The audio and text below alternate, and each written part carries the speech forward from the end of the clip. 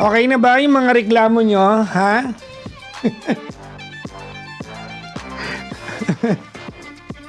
Okay na, okay na. Happy na. Tensya na, mag-isa lang ako dito. Alam nyo naman, di ba? Yan.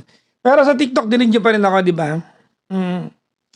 Let me just restart my machine right here. I don't know what's happening now. I can only assume what happened tonight, but I don't know what happened. Malalaman naman. Carry lang yan, no? Ganun talaga. May mga araw na, sa TikTok malinaw. Sa Blue Up medyo, struggling tayo. So, hindi kasi pwedeng struggling tayo sa Blue Up kasi nandun yung mga callers natin. So, tawag nito, technical over, anong tawag nun? Anong tawag doon? What's the term? Ano yun? Naghahang yung utak ko, Troubleshoot. Magto-troubleshoot lang tayo bago tayo magtuloy-tuloy, mga kaibigan. Walang KJ. Malay nyo, nakalaan tonight na magkwentuhan lang tayo. Diba? Malay nyo, diba? Dito, hindi nakalaan na tayo ay anong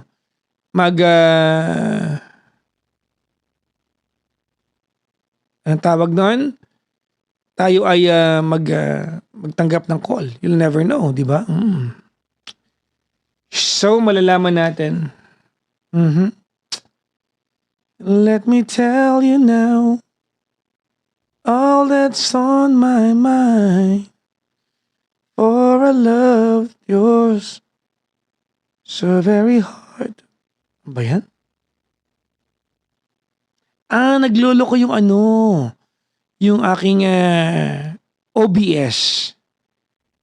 There you go. Uy, sanggala, naglolo ko yung OBS ko. Hindi maganda yan.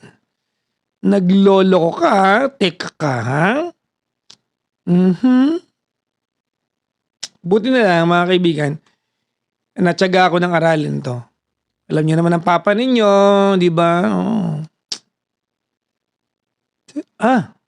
It's not connected. Oh. Okay na ba? Hindi pa rin? Matutulog na lang ba tayo? Ha? Check ko natin guys Sorry agad-agad. Ay, naku, alam nyo, may mga ganitong pagkakataon. Pag dati naiinis ako pag things are not working kasi syempre komportable na ako. Na-set up ko na to, na ino-on ko na lang lahat ng bagay, tapos mag-work na. So may mga pagkakataon na pag hindi nag-work, dami kong dito. May pala yung upo. Bago to pero nag-crack yung Anyways, pag may mga bagay na nag-work, iniisip ko matututo ako. So I discovered something tonight, hindi nag-boot up ng maayos yung aking machine. So, parang grounded siya. So, yun. It's officially the first day. Kanina, ang huling araw ko po bilang bahagi po ng Energy FM. Alright? Kanina po yung huling araw na ako po yung bahagi ng Energy FM. So, officially, dahil pas na alas 12, mga kaibigan, I'm officially no longer a radio DJ. I've been a radio DJ for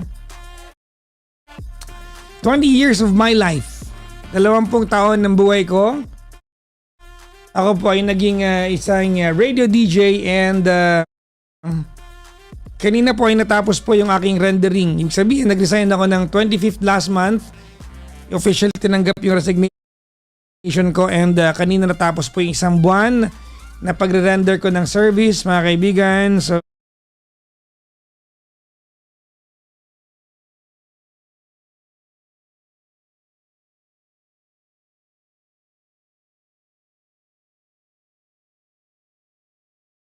and you remained by my side. Hindi ako natakot. at mag-umpisa ulit. I did not. I was never afraid of starting a brand new career. Iba, which is, etong live natin.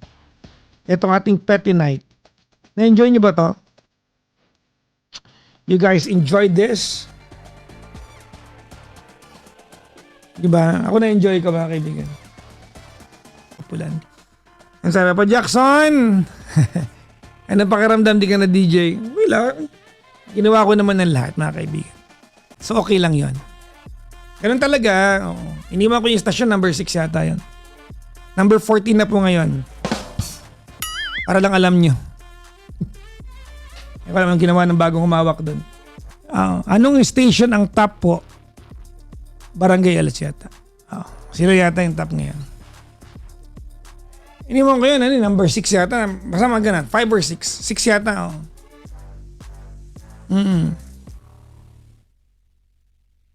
Ngayon, 14 to 16. Ano yung ranking? Ano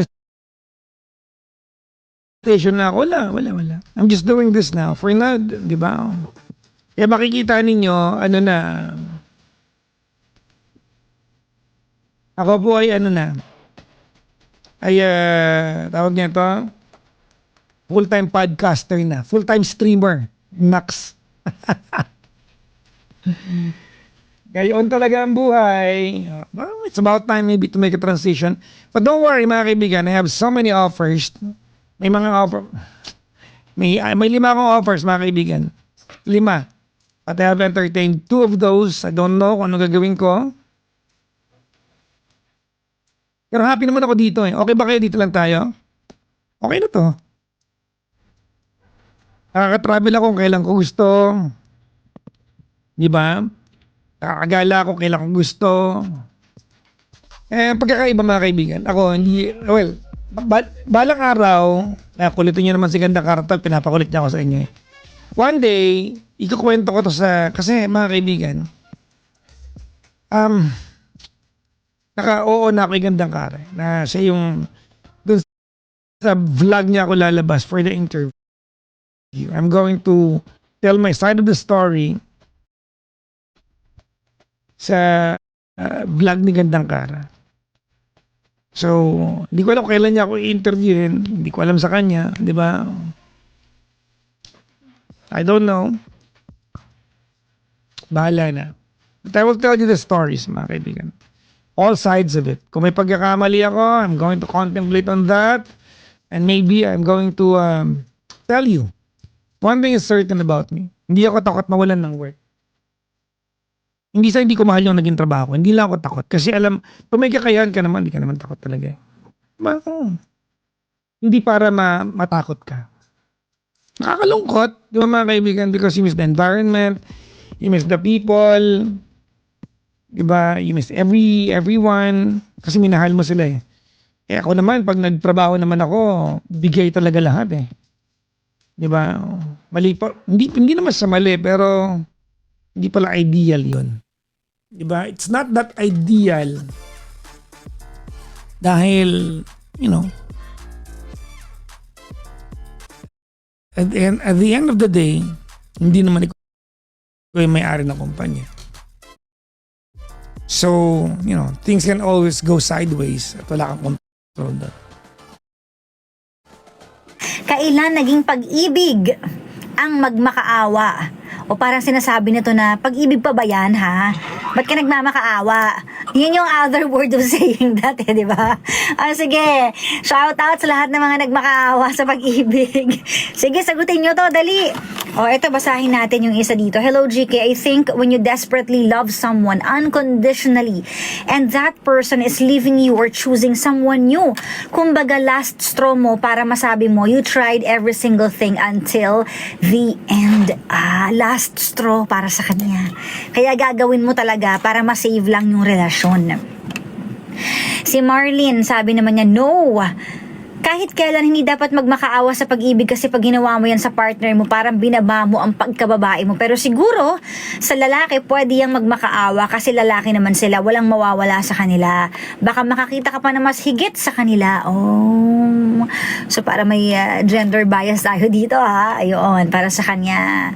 Oh, anyway, sige, I wanna hear your comments, reactions about this. Kailan nga ba naging pag-ibig ang pagmamakaawa? Kapag nagmamakaawa ka ba, hindi na pag-ibig yun? Uy, malalaman natin sa inyong mga kasagutan. Sabi dito, para sa akin hindi tama ang magmakaawa kasi ibig sabihin pag dumating ka na sa point na yon, talagang questionable na ang relasyon. Sabi ni Annie, aray, questionable na nga naman. Kasi bakit nga naman dadaan sa ganong eksena para magmakaawa ka kung nararamdaman mo pa na there is love doon sa gitna ng relasyon? Sabi ni Rhea, hindi tama ang magmakaawa. Tama na. Bakit pa? Kung mahal ka, hindi para magmakaawa ka. So, hindi siya naniniwala sa word na pagmamakaawa. And why do you need to beg if dapat, pareho kayong binibigyan ng love? Sabi ni The Sarge. O nga naman. Bakit nga naman kailangan kasi yon? Ano ba? Bakit? Oo.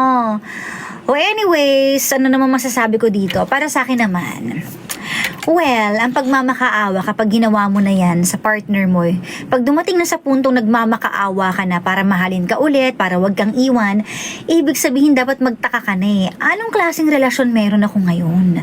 'Di ba? Deserve ko pa ba to? Yung mga ganong tanong. Kasi dapat hindi pinagmamakaawa ang pag-ibig. Kusang binibigay yan at natatanggap mo din dapat ng kusa. 'Di ba? So kapag dumating ka sa point na nagmamakaawa ka na, parang maaawa ka na rin dapat sa sarili mo nun Bakit ko to ginagawa kung talagang mahal ako ng taong to at kung talagang gusto akong ipaglaban ng taong to? Kasi ang tao pag gusto mag-stay yan, magsistay yan. 'Di ba? Pero pag ayaw na sa'yo, magkakaroon niya ng maraming dahilan para iwan ka. So doon ka na mag-isip. Sa bagay minsan kasi ipipilit mo pa yung last straw nga naman na sige, magmamakaawa ako baka sakaling masave pa. Yun ang iniisip mo na masasave pa, not thinking na parang binababa mo na masyado yung sarili mo sa gagawin mong pagmamakaawa kasi nga ayaw na sa'yo. So, let them fly. Let them grow without you. Diba nga, pag mahal mo, hayaan mo na at tanggapin mo na kung ayaw sa'yo. Diba? Yung kumbaga paliparin mo na yung ibon sa himpapawid. Huwag mo na siyang pigilan kasi the more na pinipigilan mo yung ibon, nagpupumiglas lang yan. So, sinong kawawa? Ikaw lang din, sumasakit yung kamay mo sa kakagigil sa kanya. Gusto na nga niyang umalis. Diba? So, pareho lang kayo nasasaktan. Nasasaktan siya kasi pinipigilan mo siya. Nasasaktan ka rin kasi parang lumulubog nun sa kahihiyan. Diba? The more na pinipilit mo, masakit kaya yun sa sarili. In denial ka lang kasi may gusto kang ilaban May gusto kang malamang sagot Gusto mong i-prove sa sarili mo na hindi, kaya ko itong i-save. Well, in fact, dun pa lang sa idea na gusto niya nang umalis, dun pa lang may problema na talaga kayo. So, kung ayaw niya na sa'yo, huwag ka na magmakaawa pa. Let them go. Kasi kung mahal ka naman talaga niya, hindi yan aalis. At kung gusto ka niyang ipaglaban, ilalaban niya yan. What a hugot for today! Grabe naman yarn! Dami natin mga hugot lagi. Wala daw siyang gagawin Work from home kasi siya. Ba't kasi siya resign ng resign? Okay naman, ikaw ba naman kumita ng kalahating milyon Kahit ako okay na ako kahit nasa bahay lang ako Sa bagay, may point ka naman. Pangarap ko kaya yan. Kailangan natin i-goal yan Ang pangarap na natin ngayon na magkapera ng pera marami. natin.